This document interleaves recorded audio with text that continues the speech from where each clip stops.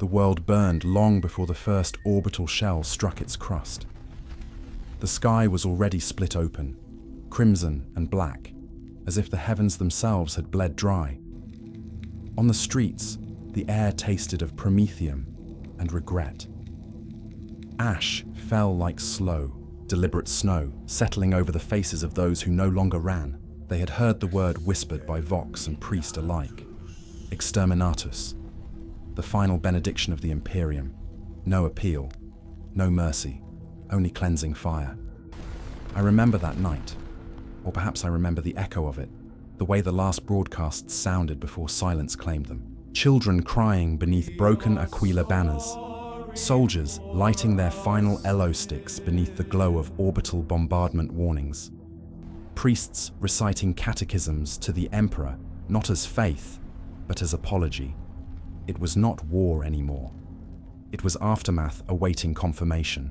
If you can feel the pulse of that dread, the heartbeat of a world moments from oblivion, then you already walk with me into the final hours of a doomed planet, before the light dies, before the last signal fades, before the Exterminatus descends. We will see what remains of humanity when hope itself is rationed. Before we descend into the ash and ruin, remember, this chronicle grows stronger with every voice that joins it. If you live for the lore of Warhammer, for the haunting beauty of its despair, then lend this story your oath. Like, share, and subscribe, so the signal carries further before it's lost to the void. The ash fell in slow spirals, drifting through the fractured air like the remains of forgotten prayers. Each flake that touched the ground carried with it the faint shimmer of promethium dust, glowing softly in the dim light of failing lumen globes. The city beneath it, once a bastion of imperial pride, now lay silent. Its towers leaned like broken fingers reaching for salvation that would never come. The air smelled of copper and ozone, sharp enough to sting the eyes. Somewhere beyond, the horizon, the great engines of orbit stirred, vast invisible shapes preparing the end. But here, in the streets, life clung stubbornly to its last fragments of meaning. I walked alone, the soles of my boots crunching over shattered glass and discarded icons. The Vox towers loomed above, their speakers long dead, their metal ribs rattling with the wind. I carried my recorder close to my chest, its cracked screen pulsing dimly as it logged every whisper, every footstep. It was not courage that kept me recording, only compulsion. History, I once believed, was written by survivors. But there are none who survive Exterminatus, only witnesses, and I was one of them. A child sat beside the steps of a ruined administratum building, her hands clasped around a small wooden Aquila. She did not look up when I passed. Her lips moved soundlessly, perhaps in prayer, or perhaps just from habit. The symbol in her palms was scorched, the left wing missing entirely, as though even sanctity had been half burned away. Beside her, a woman, her mother, I think, stared at the horizon with eyes too dry for tears. She had already seen the fleet in orbit. Everyone had. When the stars begin to shift unnaturally, when the light flickers wrong, even the ignorant know what comes next. The first whisper reached me near the old transport hub. A handful of civilians, faces wrapped in tattered cloth, stood in a circle around a dying Vox grill. The signal was faint, distorted by interference, but the words still carried their weight. Final evacuation suspended. Repeat, suspended. All remaining personnel. Then static. Then nothing. The sound dissolved into the low hum of the wind, and one by one, they stopped listening. No one screamed. No one begged. The silence that followed was worse than panic. It was acceptance, raw and unspoken. Above, the clouds thickened into black veins, their undersides lit by the glow of orbital engines. The faint tremor beneath my boots told me that the fleet was moving into position. The Exterminatus was not an act of rage. It was bureaucracy at its purest form. Calculated, approved, sanctified, and filed. Somewhere aboard a ship the size of a continent, a scribe had already marked this world as cleansed. I passed a squad of Astra Militarum soldiers stationed at what had once been a checkpoint. Their uniforms were filthy, their faces smeared with ash, but they still stood straight, rifles slung, discipline carved into their bones. Their sergeant, an older man with augmetic eyes, nodded as I approached, though he said nothing. The discipline of the doomed. Behind them, a flag stirred weakly, the imperial aquila half burned, its edges eaten by flame. "Any transports left?" I asked. He looked past me, toward the empty sky. "Only the ones we can't reach," he said. His voice was calm, almost serene. "Orders are to hold this position until relief arrives." We both knew there would be no relief, but he said it anyway because duty demanded the illusion. In the Imperium, obedience was faith made visible. I moved on. The air thickened as the temperature dropped. The streetlights flickered erratically, casting long, trembling shadows across the cracked ferrocrete. Somewhere in the distance, a manufactorum tower collapsed, its fall sounding like thunder swallowed by the wind.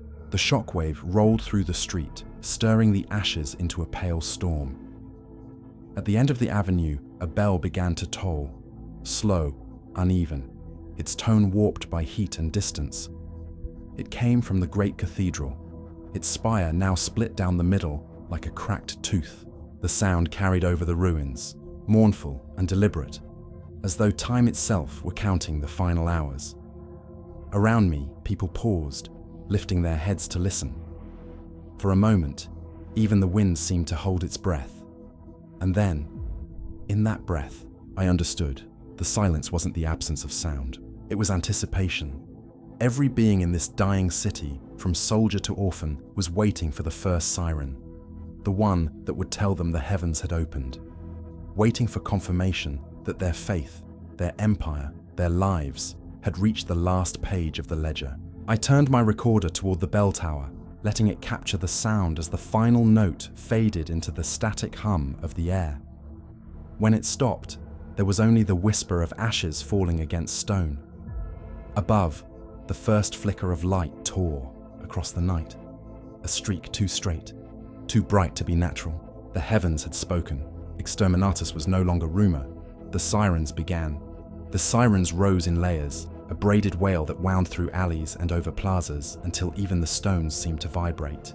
Their pitch changed street to street, some ancient and rust-bitten, others newly installed and too loud, but together they made a single command: descend.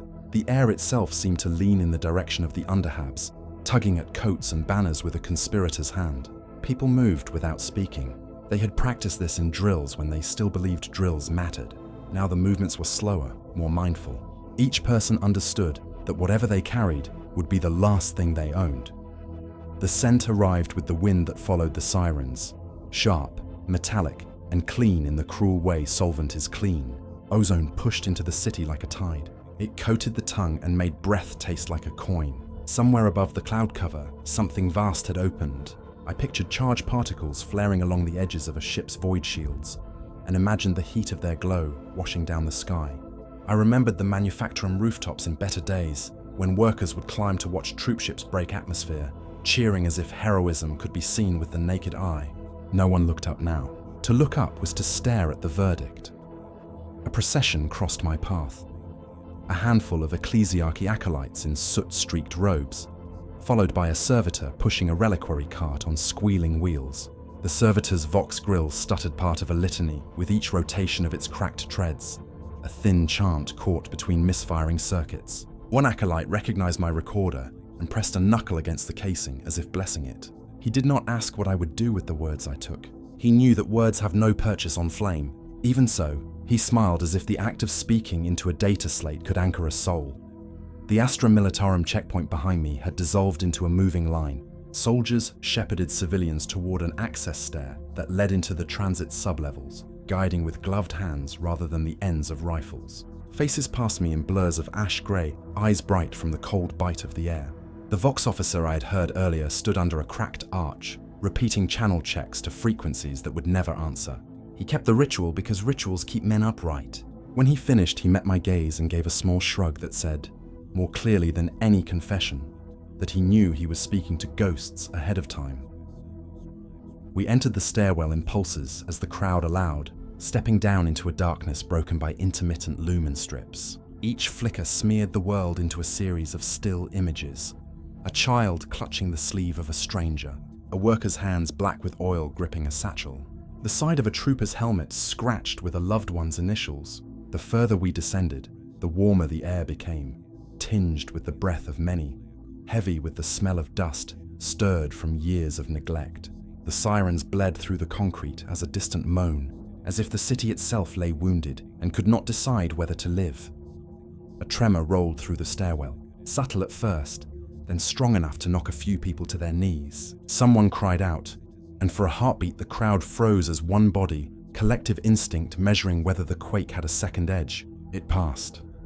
A trooper at the landing smacked a lumen housing with the heel of his hand until it steadied. He looked at me, at the recorder, and then beyond me at the line of faces. Plenty of room below, he lied with the ease of a man doing a necessary kindness. The air hiccuped again with that clean metallic taste, and a thin wisp of static slid down the walls like rain that had forgotten how to be wet. At the sublevel concourse, the ceiling lifted into a vaulted dome, its paint peeled into scales, its Imperial Aquila mural blistered by heat. The crowd fanned into broken queues around rusted doors marked with faded numerals. A pair of adepts in grey tabards argued over a data slate that refused to boot. Their voices were hushed, not from courtesy, but because loudness felt like a challenge to fate. In one corner, a medici bandaged a woman's shoulder with torn cloth and the last of his coagulant. He whispered that the sting meant purity, and she let herself believe him because he was trying. The servitor with the reliquary laid its burden on a crate and seized in a loop of half-uttered benedictions until an acolyte found the right wire to push and the machine discovered silence again.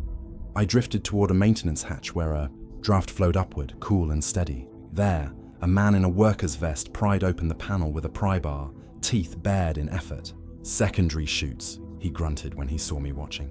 Old waste shafts. They'll run deeper than the transit lines. He glanced at the ceiling like a superstitious sailor smelling a storm. Smell that? Storm without rain means they're waking the big guns. He said it with a mixture of awe and resentment, like a believer catching a glimpse of his gods counting coins.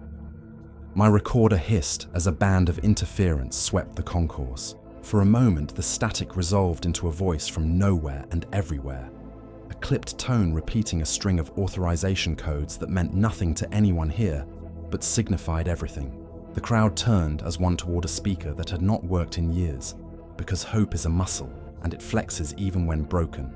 The voice vanished. Laughter followed. Short, brittle, embarrassed, the sound humans make when they catch themselves being human. I pressed my palm to the recorder, steadying it as if it were a heartbeat. Another tremor came, larger, tugging grit from seams in the concrete. Dust fell like grey rain. A priest began a prayer and stopped halfway through, the words snagging on a doubt he could not hide. I felt the pull of the surface, the desire to climb back up the stair and look at the sky, to witness the machinery of judgment with my own eyes. But the ozone stung stronger now, and the logic of survival insisted on downward motion. The crowd agreed. Movement resumed like a river, finding its bed again, after stones. A squad of Skitari passed along the edge of the concourse, their red cloaks ash-filmed, their augmetics murmuring with low power. They did not look at us. Their optics were set to distant distances, minds tuned to orders that would never reach them. One limped, fluid leaking in precise beads from a ruptured line, yet his gait remained metronomic. The data scribe walking with them, flesh, not steel, held a bundle of vellum maps as if sacred texts, lips moving in computation or prayer. I wondered what equation could balance a ledger that listed a world as a single entry. The hatch gave with a shriek, revealing a shaft that breathed cool and smelled of mineral and old rust. The worker tested the ladder with his weight and nodded to the first family in line. They lowered a child, then a pack, then an elderly man, whose eyes were already somewhere else. I recorded the sequence because the mind needs order, even when the galaxy does not. Behind me, the sirens dimmed to a memory, and the concourse filled with voices speaking softly, instructing, promising. Bargaining. Words built a shelter where stone could not. A bell sounded through the concrete with a low, irregular pulse. Not from here, not from the concourse, from above. The cathedral, stubborn and cracked, was still finding the strength to count. The sound came again, shaken out of true yet unmistakable, a call across layers of ash. Heads tilted, knees bent instinctively, not in surrender but in recognition. Even the Skitarii paused mid-stride, as if a fragment of code in them remembered the shape of a bell.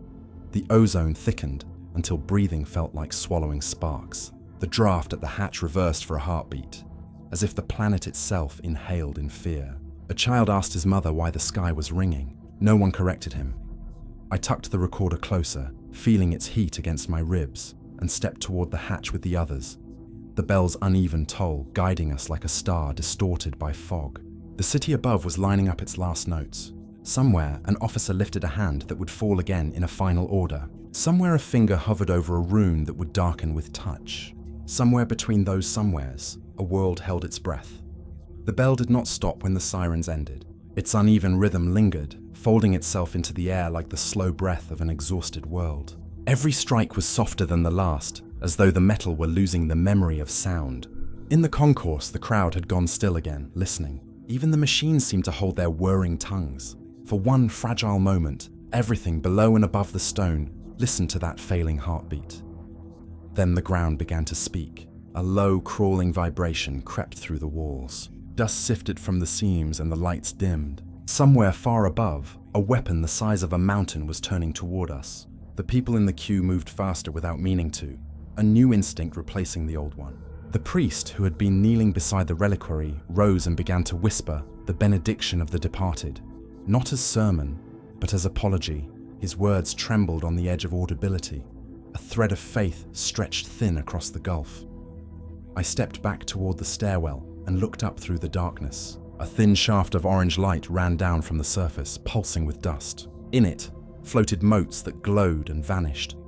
Ashes from the first strikes, drawn downward by the pressure wave that followed each impact. When one of the motes touched my sleeve, it left a smear of grey that smelled faintly of burned metal. The Exterminatus had not yet begun in earnest, but its heralds had arrived. The recorder in my hand ticked over to a new file. Its screen showed only static, but I could hear faint voices underneath. The overlapping fragments of Imperial codes, machine prayers, navigation bursts from orbit. The city was being mapped, divided, and consigned. Somewhere up there, a fleet's cogitators were reducing streets, homes, and memories to grid coordinates. I wondered if one of those lines already passed through my position. The quake that followed threw us all to our knees. A wall cracked open like parchment under a torch. Air roared through the gap, hot and dry. People screamed then, not in terror, but in instinct, voices spilling into one another until they became a single human noise that filled the concourse. I caught myself thinking that it was the first honest sound this city had made all night. A soldier dragged a child from under a fallen conduit.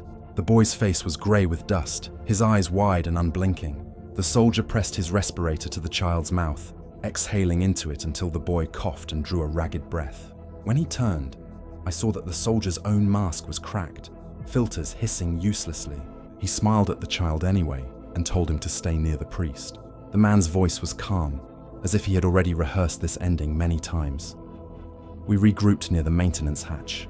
The worker who had opened it earlier wiped blood from his brow with the back of his sleeve and looked up toward the ceiling, waiting for the next tremor. That was close, he muttered, and then, quieter. They've started the orbital pattern. His certainty was the kind that leaves no room for hope. I glanced at the people still waiting to descend. They had heard him, and none asked what the pattern meant. Above us, the bell tolled again, once, twice, a final time. The last note warped into a metallic shriek as the tower collapsed. The sound reached us seconds later, a muffled roar rolling through the tunnels. Dust filled the air, thick enough to choke. Someone coughed until it became laughter. A hysterical sound that others joined because laughter, like prayer, can disguise fear. The priest lifted his hands for silence, but the gesture was swallowed by the noise of falling stone. The soldier with the cracked respirator stepped to the hatch. "Down," he said, voice raw. "Now." The crowd obeyed, descending into the shaft one after another. I waited until the priest had lowered the reliquary, until only the soldier and I remained. He looked at me and asked, "You recording this?" When I nodded, he said, "Good. Someone should remember the way it sounded." Then he pushed me gently toward the ladder. The descent was slow and blind. Each rung was slick with condensation, and the walls breathed heat. Far above, the concourse gave a final groan and caved in. The shockwave traveled down the shaft as a deep sigh that set my teeth on edge. I kept moving until the tunnel widened into another chamber, a cavern of old pipelines and rusted machines. Others were already there, huddled around weak lumen globes. The air smelled of oil and damp stone, but it was cooler, safer for the moment. I sat against a pipe and replayed the last recording. Between bursts of static, I could still hear the bell, its last note stretching out until it merged with the tremor of impact. In that sound was everything we were: faith, duty, fear, endurance. It was the sound of a world understanding itself too late. The soldier climbed down beside me, coughed once, and removed what was left of his respirator. "That's it then," he said. I asked what he meant. He gestured upward. That bell was the Emperor's dismissal. "We've been heard." He lay back against the wall, eyes closed. Now we wait for the light, and we did. The air pulsed with distant thunder, each strike closer than the last, until the ground beneath us became a drum for the fleet above. The light he spoke of seeped through cracks in the stone, a dull red glow that turned every face into a mask. I switched off the recorder to save its power, though part of me knew there would be nothing left to record once this night was done. Somewhere far beyond the rock, in the black above the clouds, the first bombardment sequence was entering alignment. The fleet's engines sang to one another in code, and the voice of the void answered. The silence before the sirens was over. The night itself had begun to burn. The dawn never came. What passed for morning was only a dull bruising of the sky, an ochre haze pulsing faintly behind the clouds of ash. Somewhere above them, orbital fire still lingered, drifting embers from a bombardment that had not yet finished what it started. Down here, beneath the fractured remains of the Hive's central district, the survivors called it the waiting light. It was not the Emperor's light, not the holy radiance spoken of in the catechisms. It was something colder, indifferent, clinical, a light that illuminated only endings. I followed that glow through the cracked streets until I found the temple. Half of its facade had been sheared away by debris, its great stained glass windows shattered into mosaics of color that now glittered in the dust. Inside, the pews were overturned, the altar broken, and yet a handful of souls had gathered there. 12, maybe 13, their faces lined with exhaustion and soot. At the center stood a preacher in a tattered cassock, his voice hoarse from smoke, his words cutting through the silence with the rhythm of ritual. He spoke not to save them, but to anchor them, to hold their minds together with repetition, like binding a wound that cannot heal. "The Emperor sees," he whispered. "The Emperor endures. The Emperor forgives." His voice cracked on the last word, but no one corrected him. Forgiveness was not something anyone here expected. It was simply a word too sacred to discard, even now. The preacher's name, I would later learn, was Loran. He had once overseen 3 parishes and a school for the children of administratum clerks. Now, his congregation consisted of soldiers without command and civilians without homes. He had gathered them here, not for worship, but for remembrance, a ritual of defiance disguised as prayer. As he spoke, I began recording again.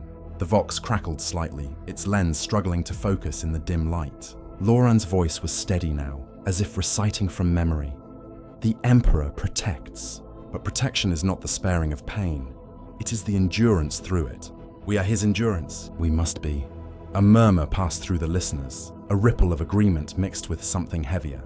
Grief shaped into faith. A woman clutching a child's cloak nodded as though he had named her suffering. A soldier bowed his head, whispering the same words beneath his breath. Even the servitor that had survived the collapse of the cathedral knelt at the foot of the altar, its mechanical limbs clicking in a gesture of programmed reverence. Then, from the back of the temple, a voice interrupted.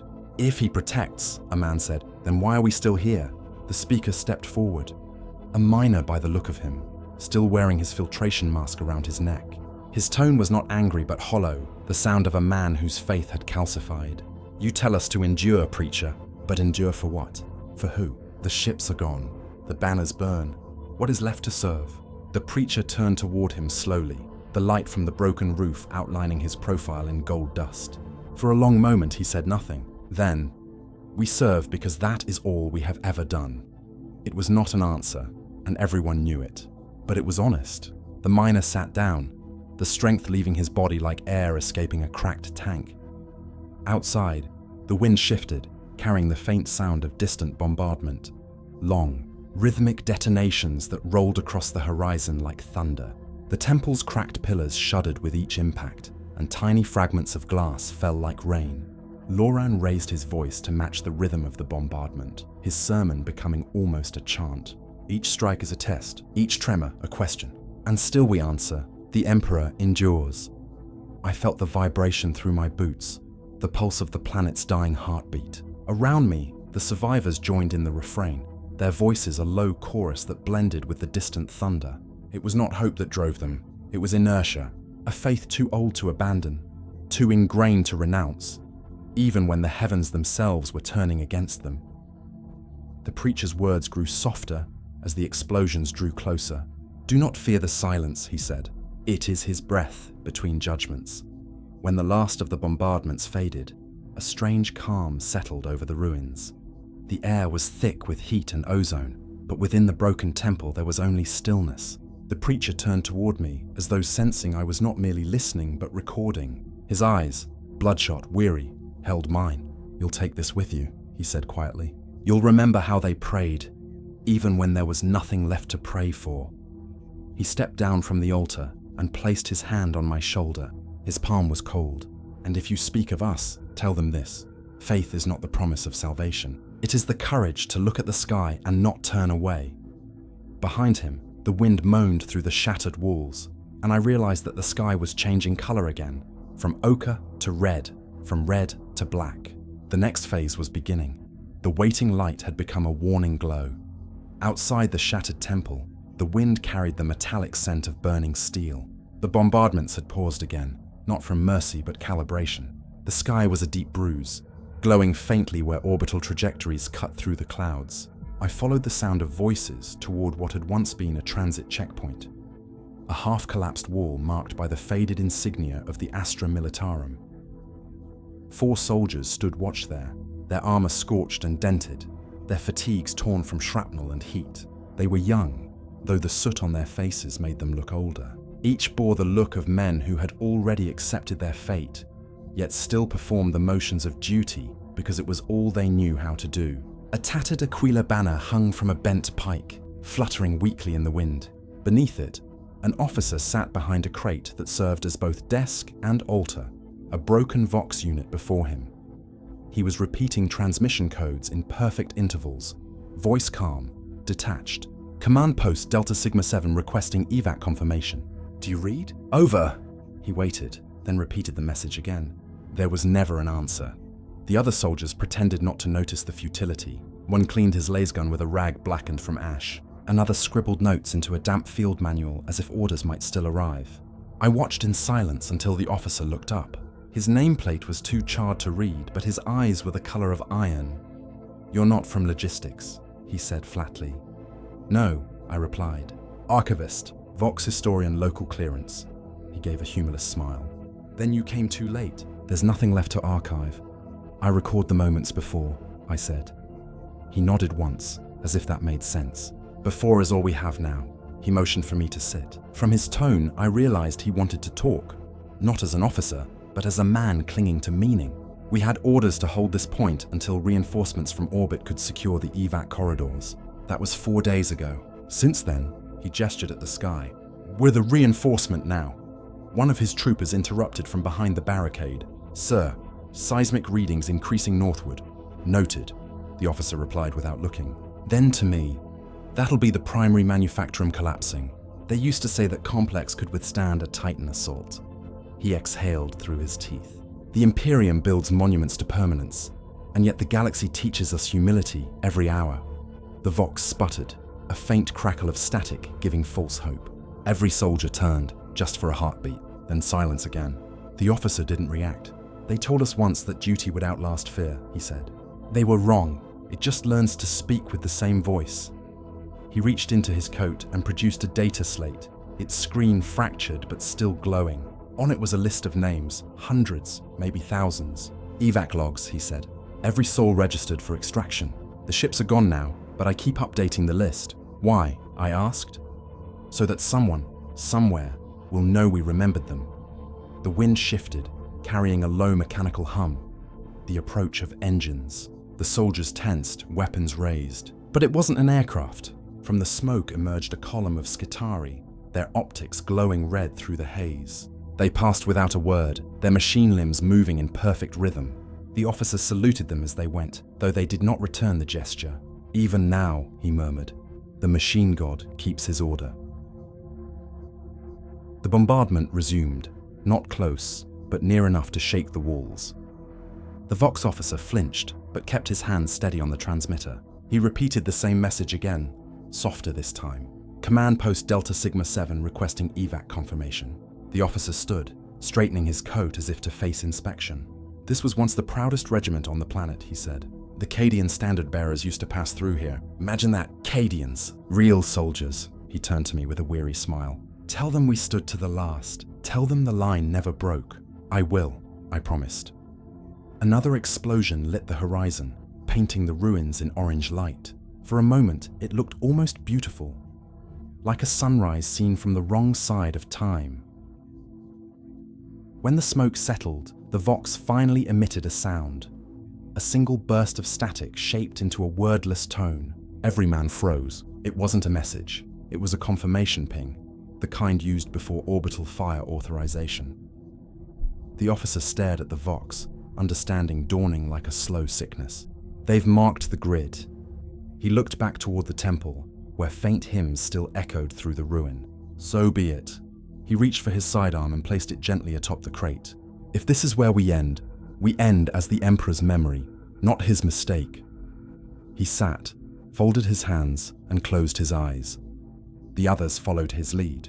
The hum of the bombardment built into a steady roar. The last thing I recorded was the officer's voice, calm and level. "For the Emperor, for the record." Then the light came. When the light faded, only the sound remained, the long, low groan of stone surrendering to gravity. The checkpoint was gone, erased into a scar of molten glass and jagged steel. The shockwave had driven the smoke deep into the streets, filling every hollow and corridor with the smell of burned ceramite and wet ash. What few of us survived the blast staggered through it half blind, our outlines blurring into the ruin like figures painted in dust. The recorder on my chest clicked once, stuttered, then returned to life with a shrill whine that reminded me of the dying bell hours before. The preacher found us there. Lauren's robe had been torn by shrapnel, his face streaked with soot that made him look like a statue half carved from coal. He was guiding a handful of survivors through the smoke. One of the Astra Militarum soldiers, the mother and child from the steps of the Administratum building.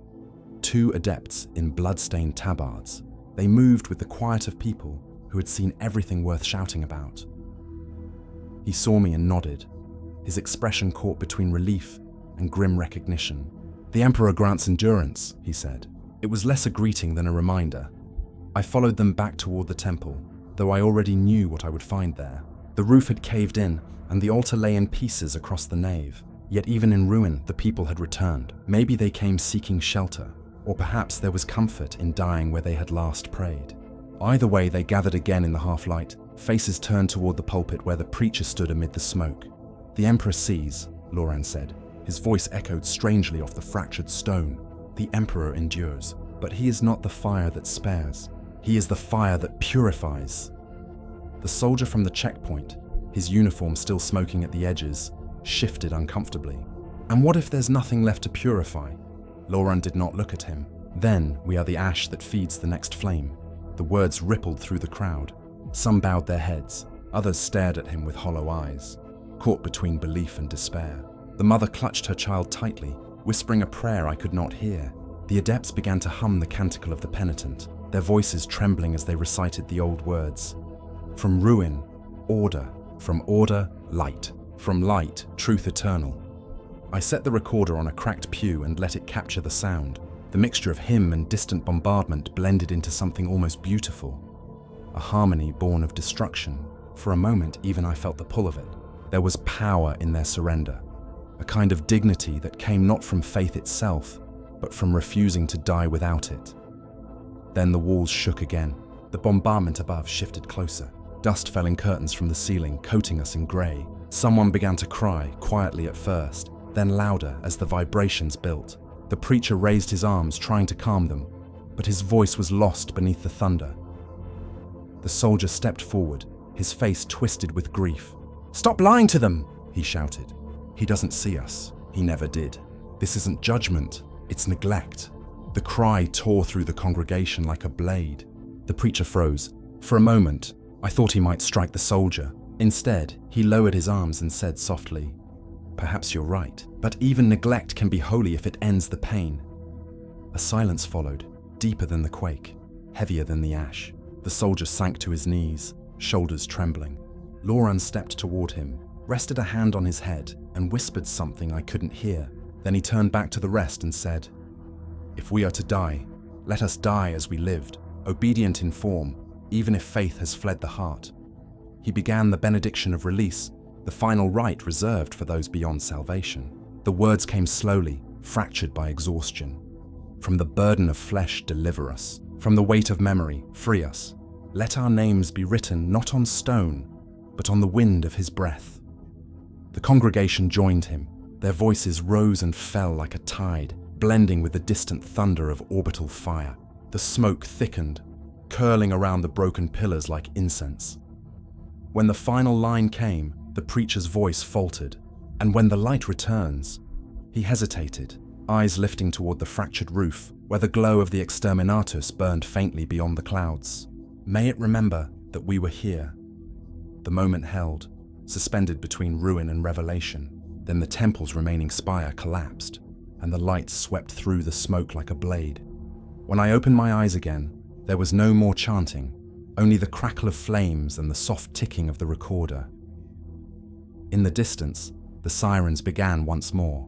Not a warning this time, but a requiem. When the upper air became poison, the only direction left was down. The tunnels had been carved during the Hive's first century, meant to ferry waste and ore, not souls.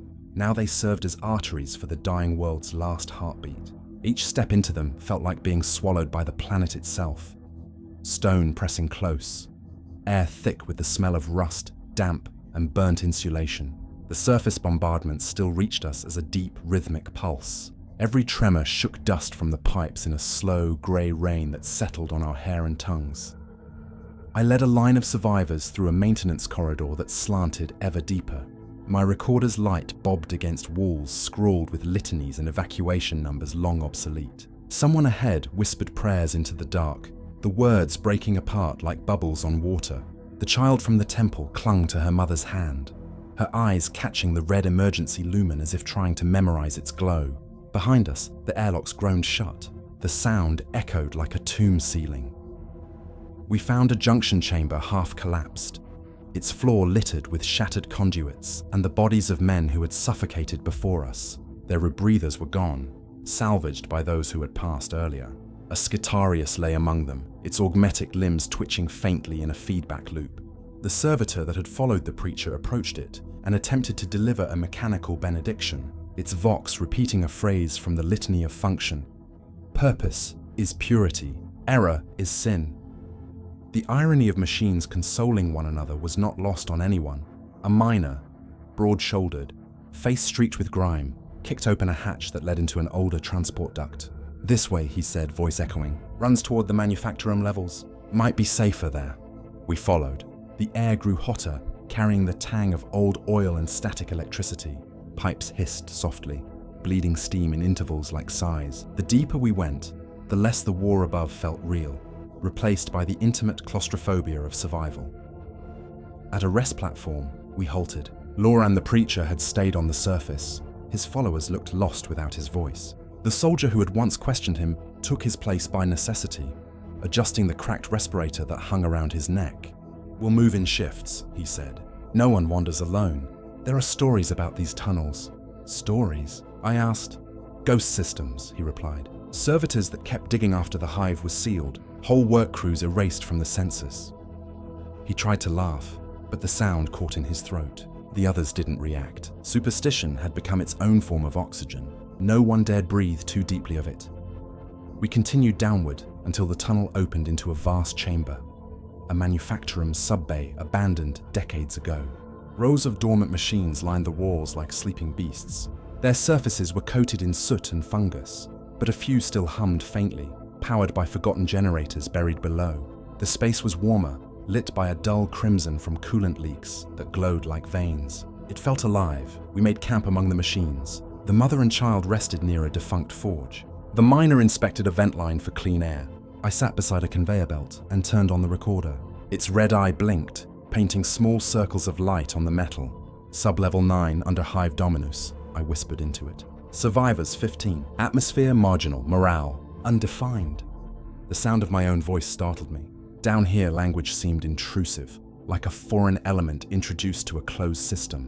One of the adepts approached, the older one whose hands shook constantly. He looked at the recorder and said, "You think anyone will hear it?" "Eventually," I said. He smiled faintly. "Eventually is another word for never." Somewhere deeper in the complex, machinery stirred. A slow metallic clank, followed by a rush of air. The soldier raised his weapon, but no enemy came. Just echoes, perhaps, of systems waking after centuries. The noise continued, rhythmic, deliberate. It sounded almost like footsteps. We waited, breaths shallow, until it stopped. The silence that followed was thicker than before, the kind that pressed against the skin.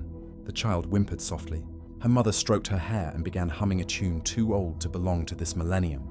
It might have been a lullaby, or perhaps a fragment of hymn. The melody drifted through the chamber, fragile and human. I turned off the recorder to save its power, but the tune stayed in my head. Above us, the world was dying in thunder. Down here, it was dying in whispers. The soldier finally lowered his rifle. "We'll stay until the air grows bad," he said. "Then we move again." The miner looked toward the dark passage where the echoes had come from. "If we're lucky," he said, "there's still a way out." No one answered. The machines around us clicked and hissed like distant breathing. For the first time since the sirens, I felt the weight of being truly beneath the world, buried not by accident, but by decree. And somewhere in that dark, unseen corridor, something answered the lullaby with a sound that was almost human. The sound came again, closer this time, metal against metal, deliberate and uneven, as though a wounded thing was trying to remember how to walk. The soldier raised his rifle, its charge cell whining faintly in the heavy air. The others froze. The mother pulled her daughter behind a rusted pipe. The adepts whispered fragments of Binharic code, half prayer, half calculation, as if words could convince the darkness to be reasonable. From the far end of the hall, a shape emerged. It was a man, or what had once been one, a data scribe by the look of him. Robes shredded, face half covered by a cracked rebreather. His left arm was augmetic, the kind issued to administratum workers centuries ago, its servos whining with each movement. He carried a dim glow rod, and in its light his eyes were wide but lucid. "Don't shoot," he said, his voice raw but clear. "I heard the hymns. Thought I was hearing ghosts." The soldier kept his aim steady. "Identify yourself." The man hesitated, then tapped the sigil on his shoulder plate. "Data scribe Halix Orun, Manufacturum Record Division. I was on night rotation when the alarms began." He glanced around, squinting through the smoke. "You're not Mechanicus." "Not anymore," the soldier said. The scribe nodded once, as though the response made perfect sense. "Then you're all that's left." He stepped closer, his glow rod throwing long shadows across the machinery. I noticed that his augmetic hand trembled slightly, the servos misaligned. He carried a stack of parchment, real parchment, yellowed and brittle, and a small cogitator unit strapped to his chest. I asked what he was doing down here. "Archiving," he said simply. "The upper networks are gone, but subroutines persist. Old storage banks in the lower manufactoria, records that predate the heresy itself. I was retrieving them," the soldier frowned. "For who?" "For anyone who still believes truth matters." The miner laughed under his breath. "Truth doesn't fill lungs, scribe." Halix turned his head toward the sound. "No," he said, "but it gives shape to the air you breathe. Without it, even survival becomes meaningless." The silence that followed felt heavier than the walls. I saw in their faces the same expression I'd worn since the sirens, the tired disbelief of people still trying to assign purpose to chance. The soldier lowered his weapon slightly. "You can stay," he said, "but you work." "I know how to read pressure seals," Hallex replied, "and how to pray to machines that forget their names." That was enough. We let him in. Hours passed. The bombardment above became a distant pulse again, filtered through kilometers of rock and regret. We found a secondary generator room, its power conduit still alive but running cold. The scribe examined it with a reverence that bordered on worship, his hands tracing the embossed sigils of the machine god. "These were sealed before the crusade ended," he murmured. "The Omnissiah sleeps lightly here." He worked with precision, muttering formulae as he rerouted a feed line. Soon, the lumen strips flickered back to life, flooding the chamber with dim amber light. The sudden visibility made the decay seem worse. Peeling paint, webs of rust, the bones of long-dead workers embedded in the floor. Still, the light felt miraculous. For the first time in days, we could see one another clearly. The soldier, his name was Callan, leaned against a pipe, wiping sweat from his brow. "You think they'll stop?" he asked, not specifying who they were. Hallex didn't look up from his work. "No," he said. "Worlds marked for Exterminatus are not reprieved, but the Imperium keeps records of every purification. Someone, somewhere, has already logged our deaths as completed." Callan's jaw tightened. "Then we aren't dead yet." "No," said the scribe, finally meeting his eyes. "But we are forgotten. That's worse." He gestured to the parchments at his feet. "The archives speak of this planet as though it's already ash. The order for destruction was filed 3 standard months ago. The delay wasn't mercy, it was paperwork." A murmur rippled through the group. Even the adepts looked shaken. I felt my throat tighten. Bureaucracy had condemned us, not heresy. We weren't an example. We were an error being corrected. The mother began to cry quietly, the sound small and human against the hum of ancient engines. Kalen knelt beside her and offered his canteen. "We're still breathing," he said. "That's rebellion enough." Hallex watched them, expression unreadable. "Then we make a pact," he said softly. "We live long enough to leave a record, proof that this world did not go quietly." He turned to me, his eyes reflecting the amber light. "You record. I'll decode the archives. Between us, maybe we can make the Emperor remember his children." Callan nodded slowly. "And if he doesn't?" "Then history will." I activated the recorder. Its red light blinked in time with the generator's pulse. "Designation, Pact of the Forgotten," I said quietly. "Signatories, survivors of Hive Dominus. Objective, witness." For a moment, the air felt lighter, as though the very act of naming our defiance gave us power. Even the child smiled faintly, tracing the aquila on her mother's arm with soot-stained fingers. The machines around us hummed louder, their vibrations almost rhythmic, like a distant heartbeat. Somewhere deeper, another system woke, one none of us had touched. Hallex looked toward the sound. "It's listening," he whispered. "To what?" I asked. "To us," he said. "To the noise of things that refuse to die." It started as a vibration too deep to be heard, a feeling in the marrow more than the ear. The machinery all around us shuddered, lights dimming and brightening in confused rhythm. The scribe, Hallex, froze in the act of tightening a valve. The soldier Callan looked up as if expecting to see the ceiling descend. The miner muttered a curse and set his hands against a support strut. The vibration grew until it became a low thunder rolling through the bones of the hive. Somewhere above us, a section of the city had given way, collapsing under the pressure of the bombardment. Dust poured down through the cracks in long, soft ropes. We ran for the narrow corridors that webbed away from the chamber. The mother carried the child in her arms, her face grey with the effort. A cable snapped loose from the ceiling, whipping sparks. The light blinded us, revealing how old the metal really was. Layer after layer of corrosion, bolts swollen like tumors. When the cable struck the floor, the concussion threw Hallex into a wall. I pulled him up. His augmetic arm sparked but still moved. "It's not just a collapse," he gasped. "The heat signatures are spiking. They're burning through the upper strata," the soldier swore. "How far down before it stops?" "Until the core, if the throne wills it."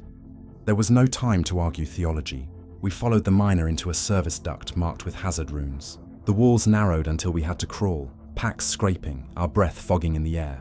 Behind us, the chamber we had fled became a roar of falling stone. The shockwave chased us like a predator. The sound of it filled the tunnel, a single, endless note. The duct sloped down, slick with condensation. We slid more than climbed. The child began to cry, a small, thin sound that somehow survived the roar. I wanted to tell her to be quiet, but there was no need. The noise of the collapsing hive drowned everything. When at last the tunnel leveled, we found ourselves in a space so vast it felt like surfacing inside the planet's heart. The ceiling was lost in shadow, the floor a mesh of grating over black water. The air smelled of iron and rot. Massive chains hung from the dark, swaying gently. The only light came from faint emergency strobes, red and slow, painting everything as if under a pulse of dying blood. Halix caught his breath, eyes wide. "Sub-reactor basin," he said. "I thought they sealed these." "Sealed from above, not from below," the miner said. He kicked at the grating, testing it. "This will hold for now." Callan leaned against a column, his rifle cradled across his knees. "You think anyone's left topside?" Halix shook his head. "Not alive." No one spoke for a while. The only sounds were the groaning of chains and the distant muffled impacts of orbital shells far above. The world had become a slow heartbeat. I turned on the recorder again, letting it drink in the echoes. "Sub-reactor basin," I whispered. "Survivors reduced to 9. Atmospheric integrity poor. Heat rising." Halix crouched beside me. "When this ends," he said, "the Administratum will catalogue this planet as cleansed by fire. That will be the entire record. 4 words for a civilization." He gestured to the recorder. "Don't let them have the last version. I won't." A tremor shook the grating, stronger than before. The child screamed. Her mother clutched her tight. Water gushed through the seams below, bubbling with heat. Steam hissed upwards, scalding the air. Kaelin looked up, face pale. "That's not collapse, that's venting. They've ignited the lower atmosphere." Halix's mechanical eye flickered. "The Exterminatus pattern. They're purging the air, not the rock, to make sure nothing breathes, even down here." We started running, though there was nowhere to run to. The miner led the way toward a series of maintenance arches. Above us, the chains snapped one by one, crashing into the grating with the sound of judgment. Each fall sent vibrations through the steel until our footing became unreliable, each step a gamble. Behind us, steam rose like ghosts. The adepts lagged. One stumbled, coughing blood from the heat. Kaelin grabbed his arm and half-dragged him forward. A column of light burst from a rent in the ceiling. Not sunlight, but plasma, molten and violent. It hit the basin with a shriek that tore the air apart. For a heartbeat, the entire space was white. When my vision cleared, the grating where we had stood was gone. Halix, Kaelin, the mother, the child and I clung to a single service platform that jutted from the wall. The others were gone, swallowed by the steam and the water beneath. The recorder was still running. Its red light blinked weakly, a pulse in the haze. Halix stared down into the vapor. "The Emperor didn't forget us," he said softly. "He just delegated." Callan let out a bitter laugh. "Then may his administrators choke on the paperwork." No one answered. The air shimmered with heat.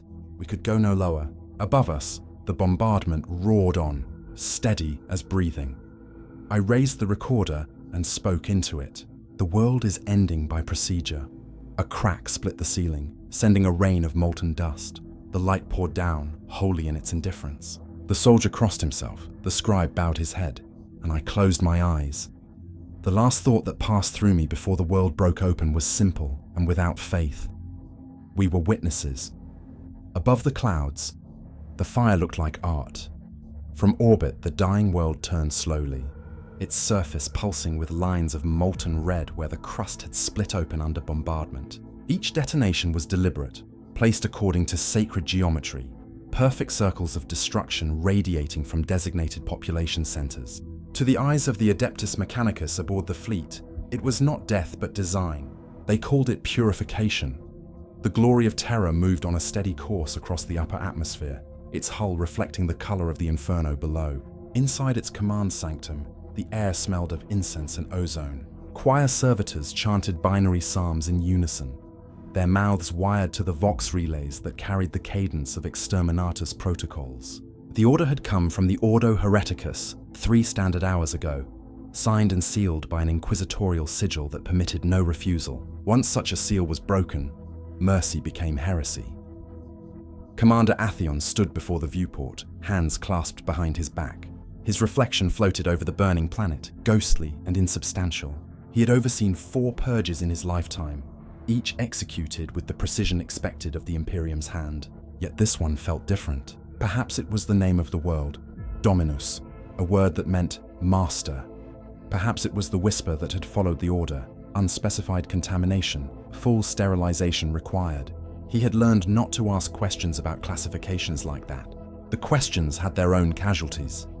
Behind him, a Vox officer recited the progress report. Orbital pattern lock confirmed. Cyclonic torpedoes 1 through 8 primed. Launch calibration at 97%. Awaiting final benediction of fire. Atheon turned. The priest assigned to the fleet, a thin, silver-eyed man with a voice like breaking glass, stepped forward, holding the censer high. Smoke trailed behind him in thin blue ribbons, carrying the scent of oil and myrrh. He began the ritual words. As terror was once cleansed by holy flame, so too shall this world be delivered unto the Emperor's mercy. May no shadow remain where his light descends. The words echoed through the chamber, harmonizing with the low hum of the ship's reactor core. To the crew, this was ceremony. To Atheon, it was penance disguised as obedience. He bowed his head as required, feeling the weight of the moment settle into his bones. He wondered, as he always did, if anyone down there could still see the sky. The Vox crackled. "Command, we have a surface transmission." Every head turned. The officer adjusted the dials. "Weak signal, sir. Civilian frequency. Fragmentary data burst." "Put it through," Atheon said. A hiss of static filled the air, followed by a voice, faint, distorted, human. "If anyone hears this, we were human." The chamber went silent. Even the servitors paused mid-chant, their protocols momentarily interrupted by the intrusion of something unscripted. The words repeated once, fading with each syllable until the line went dead. Atheon felt the hair rise on the back of his neck. "Origin?" "Unknown," the Vox officer replied. "Somewhere in the southern hemisphere, probably interference from the bombardment." "Probably," Atheon echoed. He stared again at the viewport. The planet rolled beneath them, oceans boiling into clouds, continents disintegrating into light. The voice lingered in his mind, a whisper surviving the impossible. The priest broke the silence. "Even now they pray," he said. "It is fitting." Atheon looked at him sharply. "Do you call that a prayer?" "I call it faith," the priest said. "They cry out because they still believe someone might answer. That is the purest devotion of all." Atheon turned away. "Prepare the launch sequence." The priest bowed and returned to his place among the servitors. The Vox resumed its monotone recitation. Atheon's reflection wavered against the glass as the torpedo bays cycled through their initiation codes. The world below flared brighter, each impact merging into a single vast bloom of light. He thought of the voice again, of the last word it carried. Human. He could not decide if it was a declaration or an accusation. A soft tone signaled readiness. The officer awaited his command. Atheon hesitated. "What would you have me say, Emperor?" he whispered. "That we have done well?" The ship gave no answer. The Emperor gave none. Only the endless static of the void replied, indifferent and infinite. "Fire control," Atheon said finally. His voice was steady, his eyes fixed on the burning world. "Begin benediction sequence. Let mercy fall." The first torpedo launched, leaving a trail of light so brilliant it erased the stars. Below, the planet turned once more in its slow orbit, a wound blooming in silence. The light of the first torpedo's descent lingered in the ship's sanctum, painting every surface in a slow pulse of gold. It was the kind of light that made men look like saints or ghosts. Commander Atheon stood unmoving, his silhouette carved against the viewport, eyes fixed on the planet's surface where the weapon would strike. Around him, the bridge crew chanted the litany of precision in perfect time with the mechanical pulse of the ship's reactor. Each voice was measured, calm, obedient, but the torpedo did not detonate. Not yet. It hung in the atmosphere, its descent slowing as the calibration systems re-evaluated wind patterns, gravitational drift, and target coordinates. Atheon exhaled quietly, the air leaving his lungs in a slow hiss that felt like relief disguised as ritual. "Delay and detonation sequence," the Vox officer reported, hands flickering across the control runes. "Automated failsafe triggered. Correlation error in target strata." The priest frowned. "There can be no error in holy fire." Atheon glanced toward him. "Then perhaps the machine spirit requires reassurance." The priest hesitated, the words of his creed faltering for a fraction of a breath. Around them, the servitors continued their mechanical prayers, their mouths mumbling fragments of code and benediction. The air smelled of copper and sanctified oil. "Recalibrate manually," Atheon said. "Target lock must be absolute before we release the full payload." The Vox officer obeyed, tapping coordinates into the console. On the main display, the planet's surface rotated, ash clouds parting to reveal the blackened continents of Dominus. The patterns of destruction were almost beautiful, geometric, symmetrical, eerily precise. Atheon wondered if the Emperor himself would find such patterns pleasing, or if they were merely the vanity of mortals dressing murder as order. "Commander," the navigation adept said softly. "One of the surface beacons is still transmitting." Atheon turned. "Beacons?" "Yes, sir. Civilian origin, possibly military relay repurposed for emergency signal. Code designation, Delta Sigma 7. The words hit him like a whisper remembered too late. He had seen that code before. The evacuation report from 4 days past, the one marked unsanctioned continuation of broadcast protocols. He thought of the officer who must have stayed at his post, repeating pleas to a command structure that would never respond. "Can you isolate the transmission?" The adept hesitated. "It's faint, Commander, but yes, audio only. Patch it through." The bridge filled with static and a voice, distorted, hoarse, disciplined, even in despair. "Command Post Delta Sigma 7 requesting evac confirmation." "Do you read? Over?" The recording looped, weaker each time. No reply followed. The priest made the sign of the Aquila. "A ghost signal," he said. "The spirit of duty, lingering beyond death." Atheon's jaw tightened. Or a man still waiting for orders. He approached the console, staring at the waveforms of the dying transmission. The voice spoke again, almost broken now. The line never broke. "For the Emperor, for the record." The words bled into static. Atheon stepped back. The bridge seemed smaller suddenly, the air heavier. The crew waited for his next command. The torpedo still hovered within the atmosphere. Its descent paused as if the weapon itself were reluctant to complete its purpose. "Commander," the Vox officer asked. Atheon closed his eyes. He saw them. The unseen faces of men and women buried under kilometers of ruin, their faith flickering like lumen strips in the dark. He wondered if mercy was meant for them or for those who killed them. "Hold fire," he said quietly. The priest's head snapped up. "You would defy the Emperor's decree." Atheon turned slowly toward him. "I would confirm his intent. The intent is written," the priest hissed. "To cleanse is to serve. To hesitate is to blaspheme."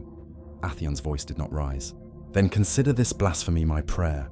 The priest took a step forward, eyes bright with righteous fury. "If you pause the sequence, the Adeptus Mechanicus will record your hesitation. There will be inquiry, judgment." "There is already judgment," Atheon said. "We are its voice." The words hung in the sanctum. The Vox hummed softly, the mechanical chant faltered. Every soul aboard the bridge felt the gravity of disobedience, as if the void itself had turned to watch. "Commander," said the navigation adept, voice shaking. "The torpedo's descent path is unstable. If we delay too long, atmospheric friction will—" "Let it burn," Atheon said. "One weapon lost is not a sin." The priest whispered something I could not hear. Perhaps a curse, perhaps a prayer. The command sanctum filled again with the smell of incense and the quiet hum of restrained annihilation. On the viewport, the torpedo ignited prematurely, a flash of light flaring in the upper atmosphere. The detonation rippled across the planet's sky, scattering the ash clouds into wild golden spirals.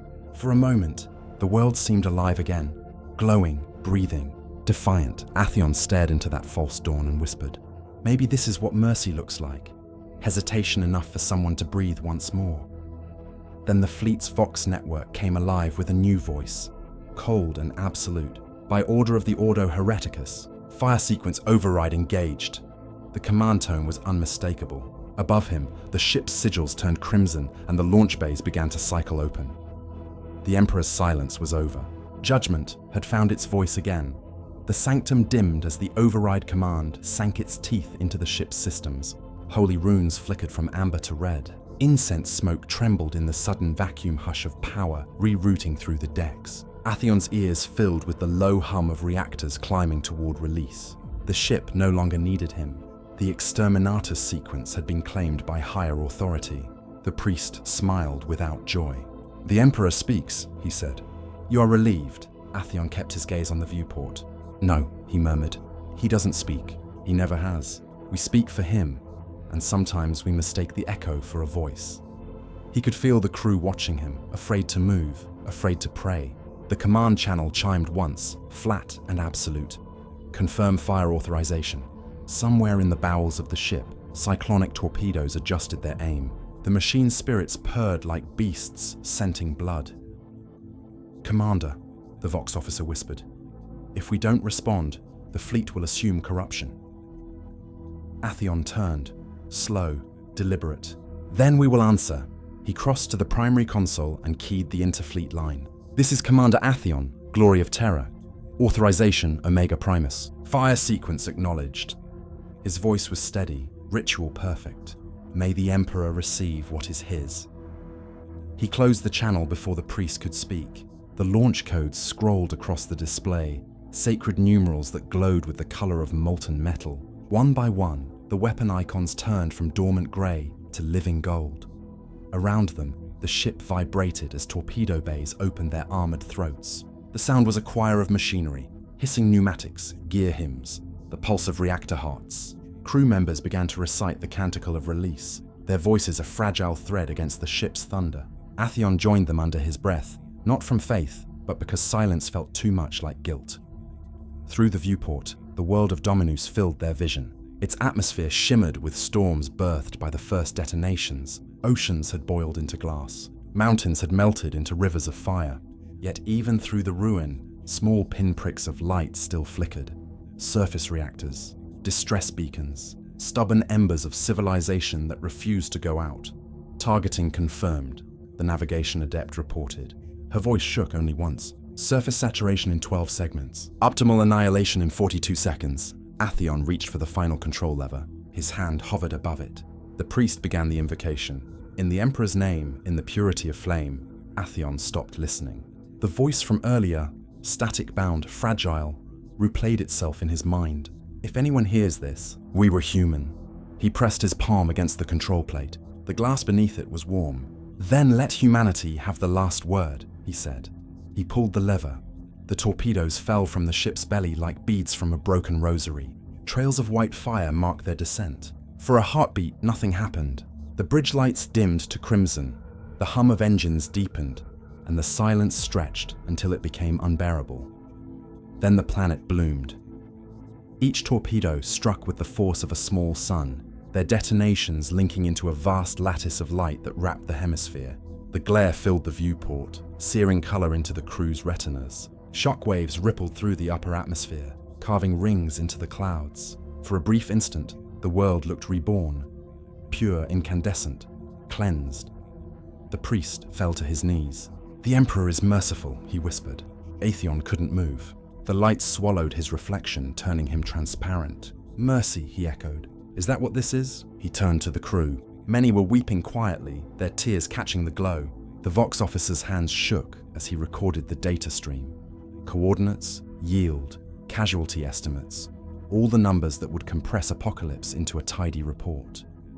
Atheon walked to the viewport. Below, the crust of Dominus fractured and folded. Entire continents broke apart like parchment in flame. He imagined the tunnels beneath. The people who had dug deep thinking stone would protect them. He imagined the echo of their voices fading into the roar. He closed his eyes. "Forgive us," he said, unsure whether he meant the Emperor, the dying, or himself. The priest rose, smoke trailing from his robes. "There is nothing to forgive," he said. "We only obey." "That," Atheon murmured, "is the unforgivable part." Outside, the light faded. The planet settled into quiet, a sphere of ember and shadow, its surface still glowing like iron pulled from a forge. The silence that followed was total. It pressed against the glass, against their chests, until even breathing felt like intrusion. The Vox chimed one final time. "Mission complete," said the machine voice of the fleet. "World Dominus, cleansed by fire. Glory to Terra." Atheon turned away from the viewport. "Glory," he said softly, "to ashes."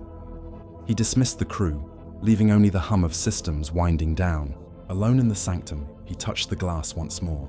The dying planet turned beneath him, a fading wound in the dark.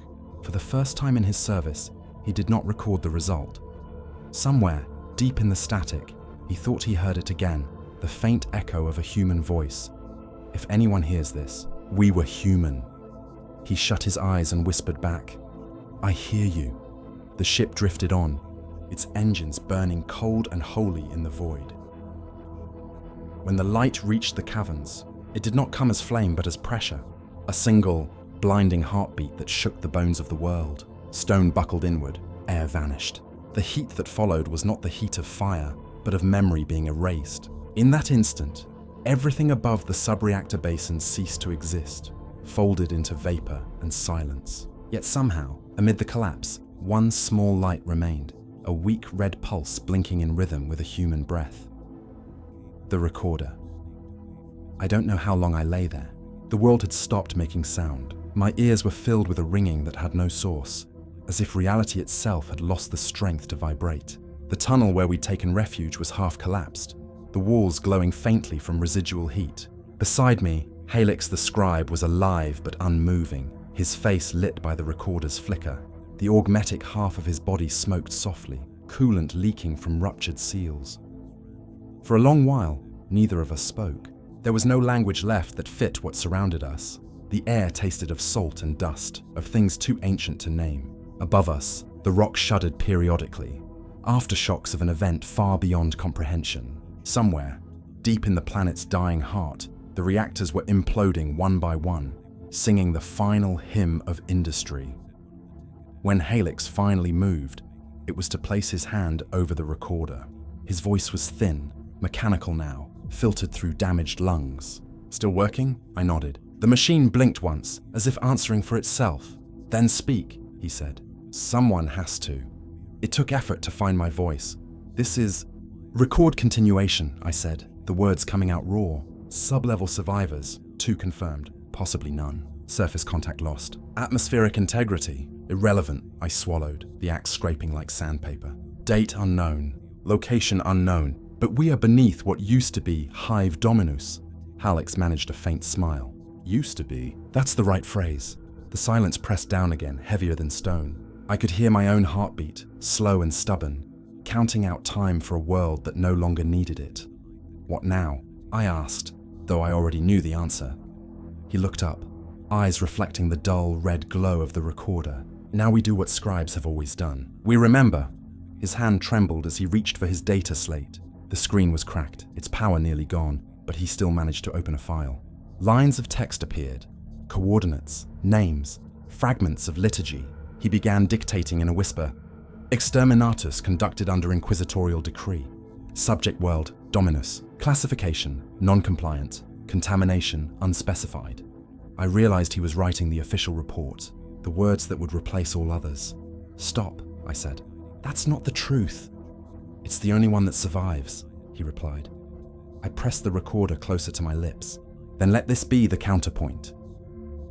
I began to speak, not the language of the administratum or the church, but the language of the living.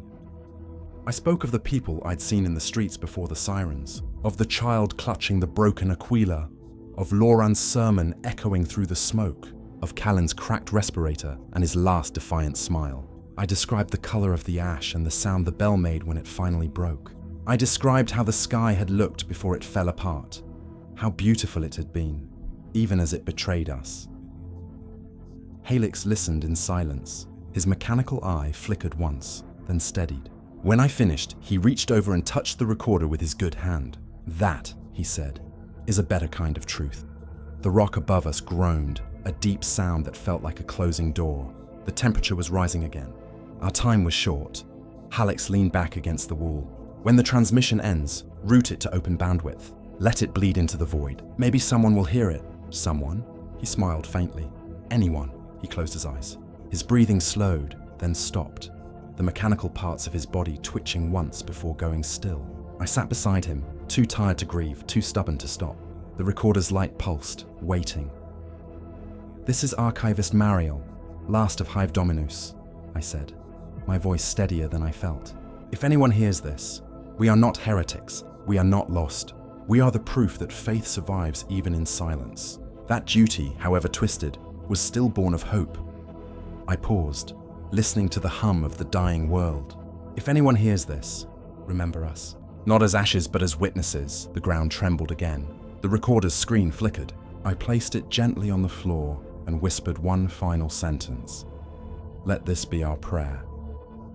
The red light blinked once, then steadied, transmitting upward, through the molten layers of what had been a world, toward the empty heavens. The signal left the ruins like a whisper thrown into a storm.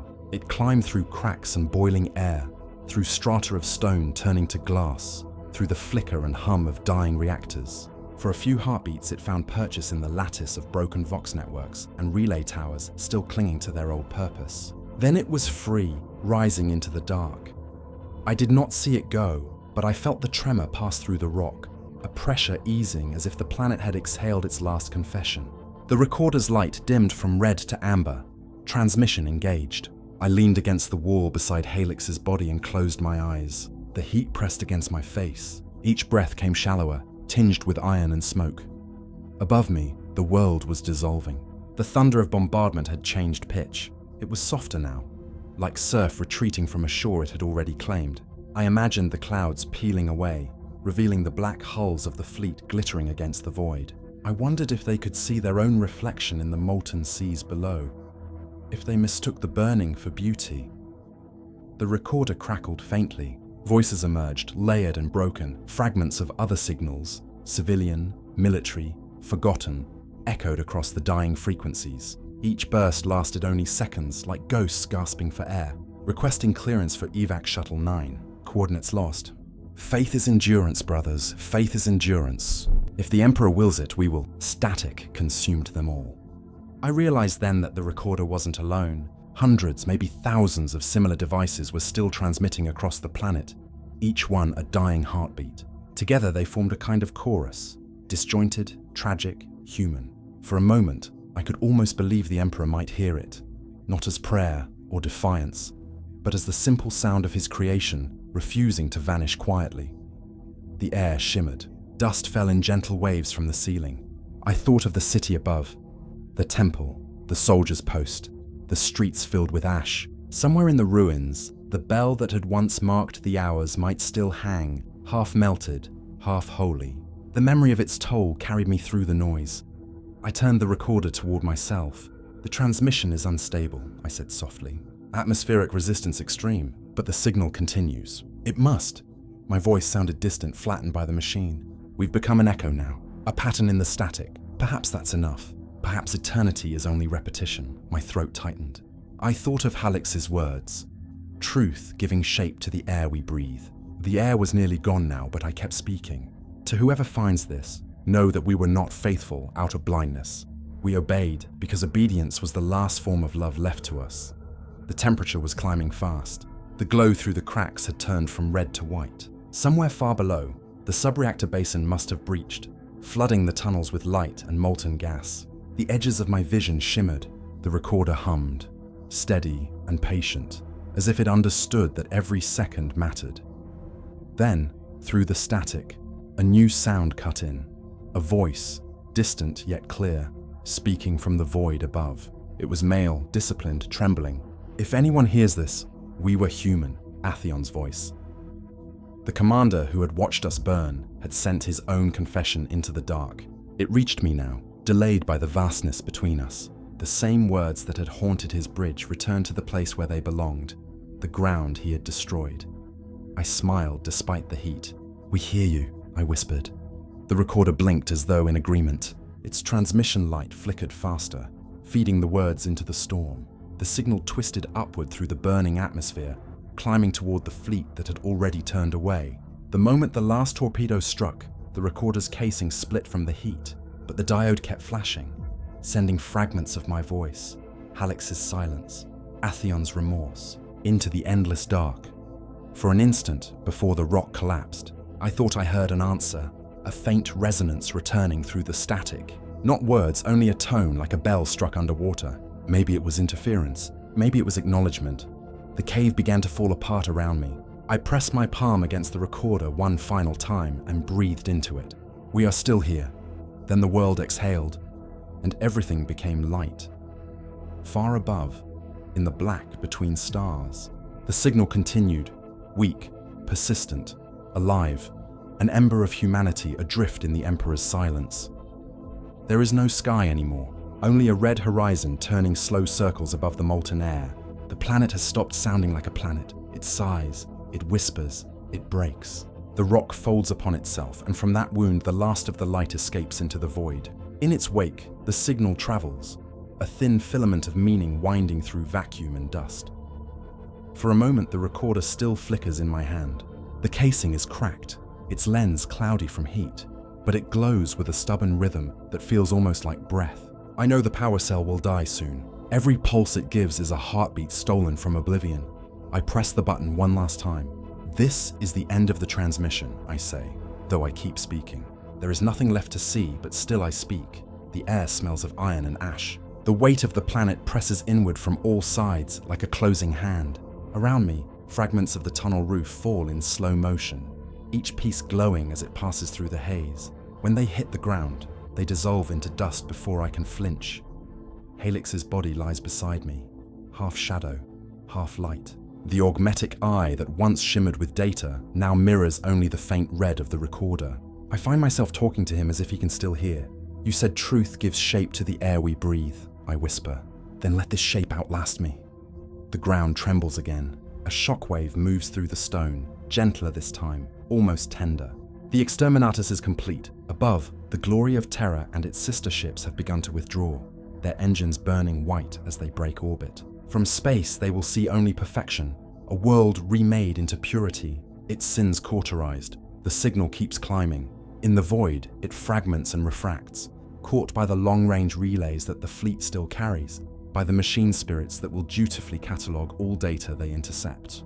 Somewhere in a cogitator core, my words will become numerals, then be filed under unverified transmission.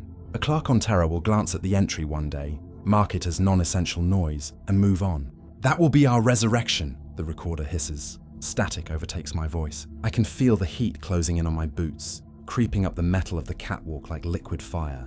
My skin prickles with the nearness of dissolution. I try to imagine the stars beyond the clouds, how they might look, cold and bright and untouched by any of this. I lift the recorder to my mouth again. "To whoever finds this," I say, "do not look for heroes here. We were citizens, soldiers, scribes. We believed in the Emperor, because belief was all that made the mornings different from the nights. If these words survive, carry them like a relic, not of faith but of remembrance." The ceiling splits open. For an instant, light pours down like rain. Pure, golden, blinding. It is beautiful. I think of Lauren's cracked voice, of Callan's defiant grin, of the child's small hands holding the broken Aquila. I think of Atheon staring at the viewport, searching for a god who never answers. I think of every voice that became static and every prayer that never reached its destination. The recorder's light fades to a single steady glow.